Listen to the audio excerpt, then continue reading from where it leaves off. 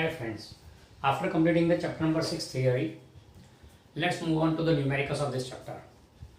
In the numericals, what we do is, let's start with collision based numericals, because the last topic we had done is collision. So based on that, let's first complete the numericals of collisions and then we'll switch over to the remaining numericals. Now, as far as the numericals concerned with collisions, very first we start with 6.16 in exercise. तो देखते हैं question क्या बोलता है. Question में आपको थोड़े figure दिए हुए और बोला है two identical ball bearings in contact with each other. तो फिगर में देखो तो लेफ्ट साइड पे 2 and 3 are in contact with each other, are resting on a frictionless table, are hit head on by another ball bearing of the same mass moving initially with the speed v. देखो तो 1 number v speed से आके 2 and 3 को टकरा रहा है. If the collision is elastic, which of the following is possible result after collision. 3 option दिए हुए, 3 में से कौन सा पॉसिबल होगा, कौन से पॉसिबल है वो हमें चेक करना है ना. इसमें क्या बोला है, कोलिजन इलास्टिक है. इलास्टिक कोलिजन है क्या, तो for elastic collision we know that kinetic energy is conserve. ये उसकी प्राइम कंडीशन है विच मेक्स इट डिफरेंट. तो इलास्टिक कोलिजन में काइनेटिक एनर्जी इज कंजर्व, यानी total kinetic energy initially equal total kinetic energy finally. तो हमें क्या check करना है कि इनिशियल काइनेटिक एनर्जी जितनी काइनेटिक एनर्जी तीनों में से किस ऑप्शन में आ रही है. तो let's first start with before collision कितनी काइनेटिक एनर्जी वो चेक कर लेते हैं. बिफोर कोलिजन एक का मास m1 है, m ये 1 जो है इसका मास m है, स्पीड इसकी v है, बराबर है. 2 and 3 कंबाइन है, 2 and 3 कॉन्टेक्ट में है, कंबाइन है 2 and 3. तो मास कितना हुआ है इनका 2m, दीज आर स्टेशनरी तो 0. तो total kinetic energy initially is equal to half m1 v1 square plus half m2 v2 square and that comes out to be half m into v का square. इसमें तो 0 आ जाएगा. Okay, ये total kinetic energy initially है. ना after collision, after collision में 3 cases है. After collision में 3 केसेस हैं. चलो देखते हैं. After collision let's say case number 1. Case number 1 में देखो तो फिगर में क्या होता है, m1 is having speed 0, 2 and 3 are having speed v/2. m1 is mass m, speed उसकी 0 है, एंड 2 का मास 2m है, स्पीड उसकी v/2 दी हुई. Okay, this what is given for first case. तो देखो kinetic energy finally will be equal to half m1 v1 square plus half m2 v2 square. चलो चेक करते क्या आएगा, m इंटू 0, ये तो 0 हो गया, plus half mass 2m into speed v/2 का square. So this will come out to be 1/4 mv square. This will come out to be 1/4, ये 2 कैंसिल हो गया, 1/4 mv स्क्वायर. तो ऑब्वियसली kf की वैल्यू ki जितनी नहीं है, as final kinetic energy is not equal to initial kinetic energy, therefore collision in this case is non-elastic, therefore not possible. This case is not possible. चलो ये तो हो गया फिक्स, पहला केस तो पॉसिबल नहीं है. ऐसा ही दूसरे केस में देखना, ऐसे ही तीसरे केस में करना है. चलो सेकंड केस में देखते हैं क्या होगा. तो सेकंड केस में दिया 1 and 2 कंबाइन हो गया, स्पीड 0 है, स्टेशनरी हो गए, एंड 3 की स्पीड v है. ना सेकंड में 1 and 2 कंबाइन हो गए तो 2m हो गया, 3 अकेला है, m हो गया. ये दोनों स्टेशनरी है, इसकी स्पीड v है. सेकंड केस में इतने चेंजेस हुए. तो चलो देखते हैं क्या आता है फॉर्मूला में. ये तो 0 as it is, half m into v का स्क्वायर, तो हाफ mv स्क्वायर हो गया. Same, yes, in this case kinetic energy final is equal to kinetic energy initial, therefore collision is elastic in this case, therefore it is possible. यानी case number 2 is possible. बराबर, case number 2 is possible. इतने changes हैं. चलो फिर case number 3 देखते हैं. Case number 3 में क्या हो रहा है. केस नंबर 3 में आपको दिया हुआ है तीनों 3 कंबाइन हो गए एंड स्पीड v/3 है. तो केस 3 में ऑल द 3 आर कंबाइन, तो इसको 3m बोल देते हैं, ये हट जाएगा. एंड स्पीड कितनी है, v/3. Okay, in that case speed is v/3. आप देखते हैं क्या आता है. तो this will be half into 3m into v/3 का स्क्वायर। 9 में से एक 3 गया तो 3 बचा एंड 2 6 1/6 mv स्क्वायर। तो kf is not equal to ki, therefore this case is non-elastic collision in this case is non-elastic, therefore not possible। यानी case number 3 भी पॉसिबल नहीं है, सिर्फ केस नंबर 2 इज पॉसिबल। अब एज मेथड यही है same, paper setter या जिसने क्वेश्चन सेट किया होगा उसने अलग अलग फॉर्म इसमें कोई भी केस बना के दिया होगा। बेसिकली करना क्या, पहले बिफोर कोलिजन फाइंड करो, आफ्टर कोलिजन फाइंड करो, दोनों चेक करो सेम है तो इलास्टिक, सेम ना हो तो non elastic, not possible. Clear about this? ये हो गया some number 6.16। Just go through this.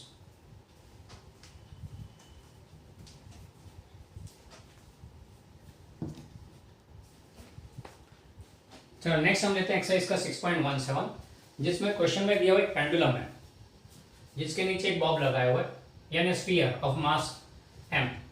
ये स्फीयर A है। दूसरा एक आइडेंटिकल स्फीयर पड़ा है B on the ground, on the surface, बराबर है। अब क्या बोला है कि ये right now A is at an angle 30 degree, B stationary. A is at an angle 30 degree stationary, B stationary. फिर A को रिलीज कर दिया, यहां से इस साइड से रिलीज किया, वो आके B को टकराएगा। This A will strike B, stationary ball B. After striking, how much high will this ball A go? ये फाइंड करना है। After striking, how much high this ball will go? वो find करना है। तो at the moment of striking, जिस time पे वो स्ट्राइक होता था, at the moment of striking, A की velocity v1, mass of A m, velocity of A initially, यानी इसको अपने 1 बोल देते हैं, मास 1 A का, A के लिए 1 बोल देते हैं, मास v1i, speed sorry mass m1 m and v1i is v, जब वो स्ट्राइक करता था, बराबर। फिर B की बात करें तो उस टाइम पे at the moment of strike m2 में उसका मास भी सेम, उसकी स्पीड इज 0, बराबर। आफ्टर स्ट्राइकिंग, तो इसको चलो बिफोर स्ट्राइकिंग बोल देते हैं, एट द मोमेंट नहीं, let's say before striking, just टकराने से पहले, before striking A has lost height and thus gained kinetic energy and so it has some speed. A has lost kinetic energy, sorry, as it comes down it loses potential energy, thus gains kinetic energy and has some speed while striking, and वो V है। After striking what happens, यानी हुआ क्या समझो ध्यान से, A is coming down so it is losing height so losing potential energy and that potential energy converts into kinetic energy and so gains speed। तो जैसे जैसे नीचे आता है स्पीड गेन करता है एंड इधर टकराता है तब उसकी स्पीड v है, A की स्पीड, एंड B तो स्टेशनरी था, स्पीड 0।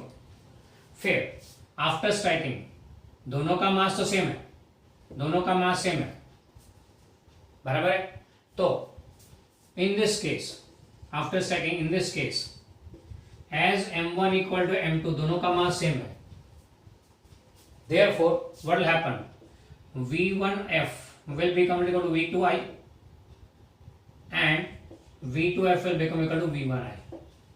ये केस है वही से आइडेंटिकल मास वाला केस, टकराने के बाद दोनों की स्पीड अदला बदली हो जाएगी, यानी 1 की स्पीड 2 को मिलेगी, 2 की स्पीड 1 को मिलेगी। मतलब क्या हुआ, as it comes down it has speed, it strikes B starts moving now. अब आफ्टर स्ट्राइकिंग क्या होगा, B starts moving with speed V and A वहां पे स्टेशनरी हो जाएगा, A will become stationary। Okay क्यों, देखो 1 की फाइनल स्पीड कितनी होगी, 2 की इनिशियल स्पीड जितनी, एंड 2 की फाइनल स्पीड कितनी होगी, 1 की इनिशियल स्पीड जितनी। सो B will start moving with velocity V, A की स्पीड 0 हो गई। अब A की स्पीड 0 हो गई तो एनर्जी तो है नहीं, तो ऊपर जाएगा कैसे, therefore A cannot rise। After striking A does not rise। Okay, clear about this sum? Okay, चलो फिर चलते हैं next illustration 6.12।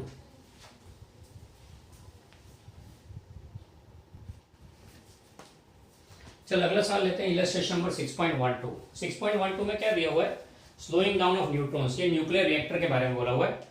In a nuclear reactor a neutron of high speed typically 10⁻⁷ metre per second must be slowed down to 10⁻³ meter per second so that it can have a high probability of interacting with isotope U-92 235 and causing it to fission. ना actually nuclear reactor में क्या होता है, uranium के nucleus है, उस पर neutron आके स्ट्राइक होता है, पर न्यूट्रॉन का striking, the probability of striking off neutron is very high when the speed is slow.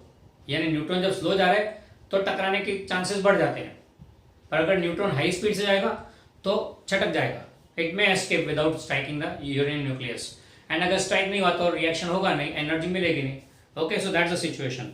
So slowing down of neutron is must in order to have greater chances of striking with uranium and thus causing a fission reaction. Show that a neutron can lose most of its kinetic energy in an elastic collision. अब ये neutron को slow कैसे करे, तो उसके लिए बताया कि neutron can lose most of its kinetic energy in elastic collision. Kinetic energy lose करेगा तो ऑब्वियस उसका स्पीड कम होगा. तो कब होगा, किस केस में? In an elastic collision with a light nuclear like deuterium और carbon which has a mass only a few times that of neutron mass. The material making up of light nuclei, usually heavy water or graphite, is called moderator. This material which reduces the speed of neutron is called a moderator. Now normally deuterium लेके करते हैं हम लोग. यहाँ पे deuterium का example लेके इसे सॉल्व करेंगे. यानी क्या बोला है, neutron is moving, it strikes the deuterium and reduces the speed. उसकी स्पीड रिड्यूस होती है कंसिडरेबली, वो हमें प्रूव करना है. अब स्पीड रिड्यूस होती है, कैसे प्रूव करेंगे? उसका काइनेटिक एनर्जी कम हुआ. तो हम लोग क्या करते हैं, टकराने से पहले टकराने के बाद की काइनेटिक एनर्जी कंपेयर करते हैं and will find that final kinetic energy will be quite less as compare to that of initial kinetic energy. And so we can say that as kinetic energy reduces a lot, therefore speed also reduces considerably. Okay, तो चलो उसके लिए शुरू करते हैं. Before collision of neutron with deuterium. तो हम लोग यहाँ पे क्या करते हैं, एक तो न्यूट्रॉन लेते हैं, N01 न्यूट्रॉन बोलते हैं, एक न्यूट्रॉन बोल देते हैं. न्यूट्रॉन का मास m ले लेते हैं. तो दूसरा ड्यूटेरियम न्यूक्लियस है, ड्यूटेरियम उसका मास कितना होता है? तो न्यूट्रॉन यानी एक सिंगल न्यूट्रॉन है, पर ड्यूटेरियम यानी क्या है, हाइड्रोजन का न्यूक्लियस जिसमें एक प्रोटॉन और एक न्यूट्रॉन होता है. It's a hydrogen nucleus, hydrogen का आइसोटोप है having one proton one neutron. अब अगर देखो तो हाइड्रोजन के केस में it is only one proton in the nucleus. ये ड्यूटेरियम है 1,3 जिसमें एक प्रोटॉन एक न्यूट्रॉन होता है, बराबर. ये ड्यूटेरियम बोलते हैं इसको, ड्यूटेरियम. ओके, तो हाइड्रोजन का आइसोटोप है, पर इसमें एक प्रोटॉन एक न्यूट्रॉन, प्रोटॉन न्यूट्रॉन का ऑलमोस्ट इक्वल मास. तो इसका मास हम लोग अगर न्यूट्रॉन का m बोलते हैं तो ये 2m हो गया. Okay, that's a thing. Now before collision neutron का mass let's say m1 which is m, speed v1 is v बोल देते हैं. ड्यूटेरियम का mass m2 is 2m, speed v2 is 0 initially. तो देयरफॉर काइनेटिक एनर्जी कितना होगा initial? Half m1 v1 square plus half m2 v2 square. Now v2 is 0, therefore this will be just half mv square. Got it? ये initial kinetic energy.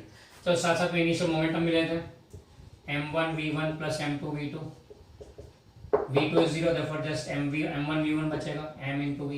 ये initial momentum हो गया. ना after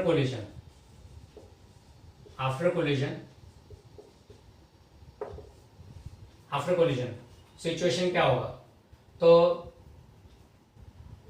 दोनों का साथ में speed, let's say m1 will be m, m2 will be twice m.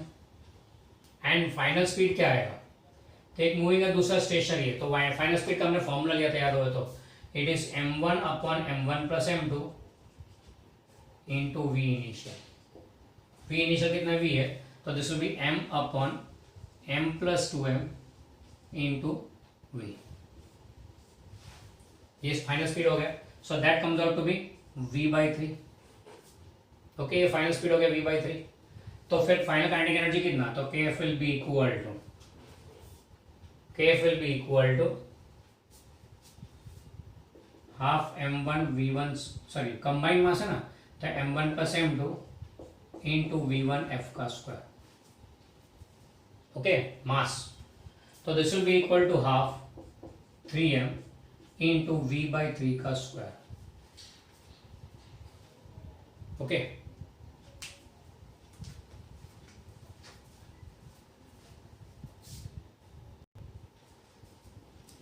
और just wait for a file. I am so sorry, यहाँ पे फाइनल स्पीड का formula is m1 minus m2. It is m1 minus m2 upon m1 plus m2 into v1i. ये formula. I am so sorry. तो ये हो जाएगा m minus 2m upon m. So it is 1 by 3 का square, 1 by 3. So v by 3. Okay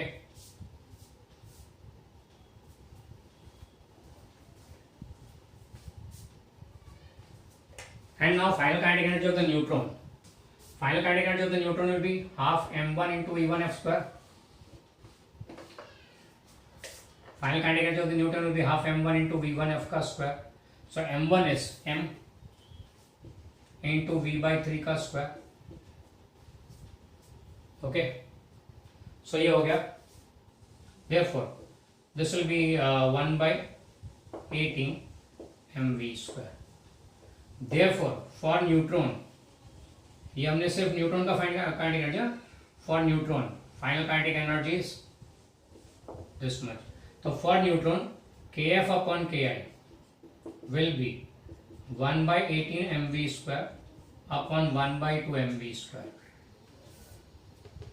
तो this will be equal to 1 by 9, यानी कि approximately 11%. बराबर है. तो therefore kf is approximately 10% of, यानी ये आएगा 0.11 जितना आएगा. तो that be hardly, that is approximately 0.10 बोल देते हैं, यानी विल बी 10%. That is 10%. तो hardly 10% of initial kinetic energy. Okay, so therefore we can see that neutron retains only 10% kinetic energy. मतलब कि उसने लॉस कितना किया, उसने 90% जितना लॉस किया. Therefore kinetic energy reduced by 90%. तो देयरफॉर यू कैन से काफी ज्यादा रिडक्शन इन स्पीड हो जाएगा. Okay, thus on striking with such stationary neutron, with stationary deuterium, neutron loses quite good amount of its energy. Now यहाँ पे deuterium का मास 2m है, इसलिए फाइन. अगर ग्रेफाइट होता तो उसका मास 6m होता, तो still more reduction will have happened. ये 6m होता तो यहाँ पे 6m, तो m minus 6m, m plus 6m, 5/7 जितना होता और भी कम हो जाता. It would have reduced more. Okay, so these moderators when used in the nuclear reactor reduces the speed of neutron. तो यहाँ पे हमने प्रूव कर दिया. Clear? ये हो गया 6.12. Next we will go for 6.13. That's the case of billiards game.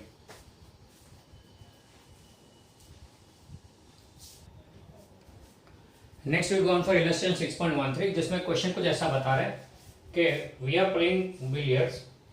Consider the collision shown in the figure 6.10.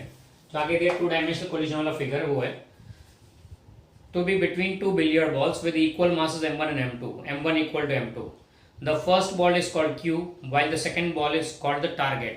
ये हमको पता है, हम लोग अगर खेले हैं तो आपको पता होगा कि जिस बॉल से स्ट्राइक करते हो उसको Q बोलते हैं, एंड जिस पे स्ट्राइक हो रहा है, the ball which is getting stricken, that ball is called the target. The billiard player wants to sink the target ball into corner pocket. उसे पॉकेट करना है बॉल को, which is at an angle 37 degree. Assume that the collision is elastic and the friction and the rotational motion are not important. Obtain the angle theta. अब यहाँ पे theta बताया नहीं है, यानी थीटा 1 ढूंढना है. थीटा 1 ढूंढना है ना. यहाँ पे क्या बताया हुआ है, एक billiard ball the Q comes and hits the target T. फिर Q यूं जाएगा, टारगेट यूं जाएगा.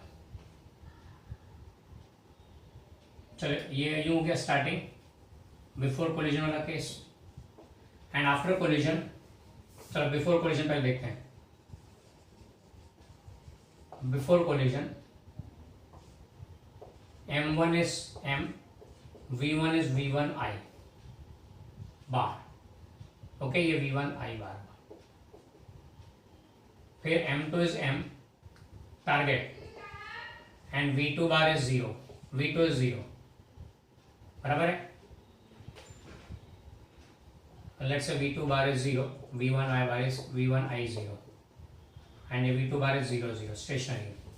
So therefore total momentum initially will be equal to m1 V1 bar plus m2 V2 bar. That will be equal to m1 का मास m है, V1 I bar. Okay. चलो फिर second, kinetic energy initially is half m1 V1 square plus half m2 V2 square. V2 is 0, therefore just only half m V1 I का square.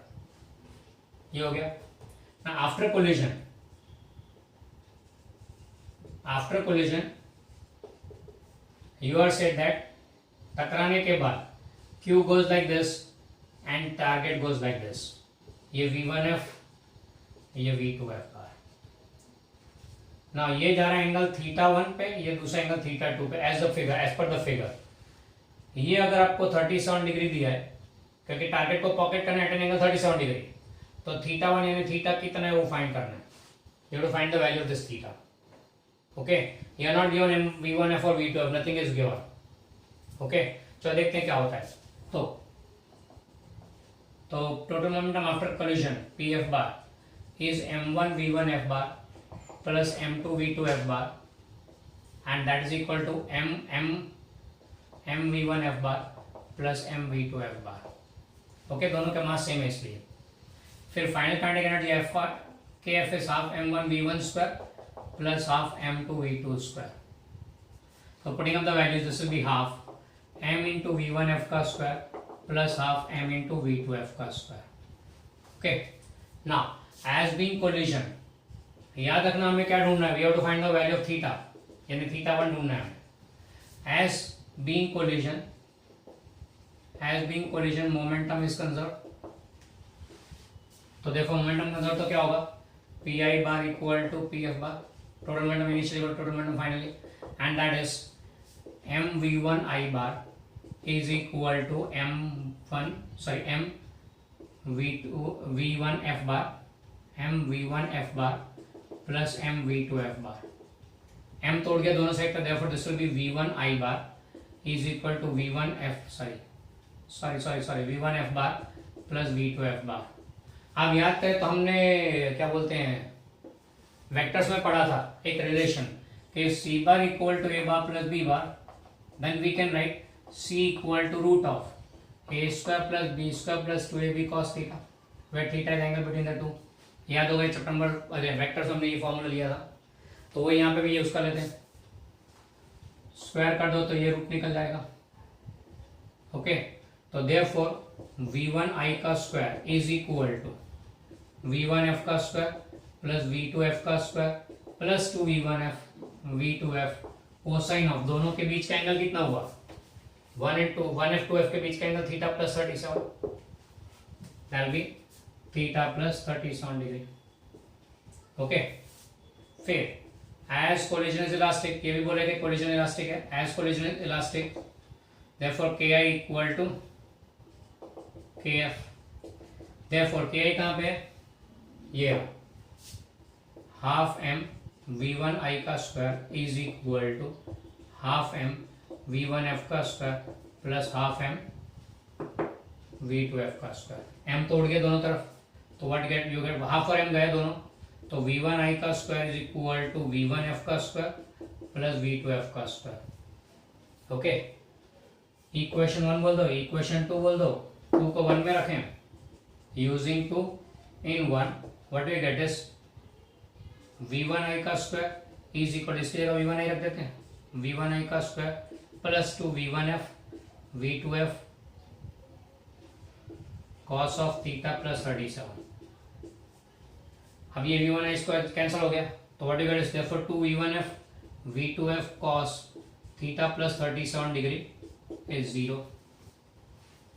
अब V1F V2F तो non zero है, तो इसका मतलब इसे जीरो होना पड़ेगा, therefore cos of theta plus 37 degree has to be zero, and cos zero कब होता है, जब 90 डिग्री होती है, तो theta plus 37 degree is equal to 90 degree, तो therefore theta will be equal to 90 minus 37 degree and that 53 degree. ये second आ गया। Angle of the Q, angle at which the Q will move, वो आ गया। ओके, जस्ट एक लंबा सा डेरिवेशन लग रहा है, पर बेसिक कंसेप्ट क्या है, initial momentum final, initial kinetic energy, final momentum final kinetic energy, जो थियरी में लिया था वही, फिर मोमेंटम को इक्वेट किया, काइनेटिक एनर्जी को इक्वेट किया, दो फॉर्मूला मिल गए, सिंपलीफाई कर दिया, काम खत्म हो गया। That's how you have to do. Okay, ये हो गया इलस्ट्रेशन 6.13, यानी कोलिजन पे बेस्ड न्यूमेरिकल्स टेक्स्ट बुक के खत्म हो गए। ओके, अगले लेक्चर में बाकी के न्यूमेरिकल्स लेंगे।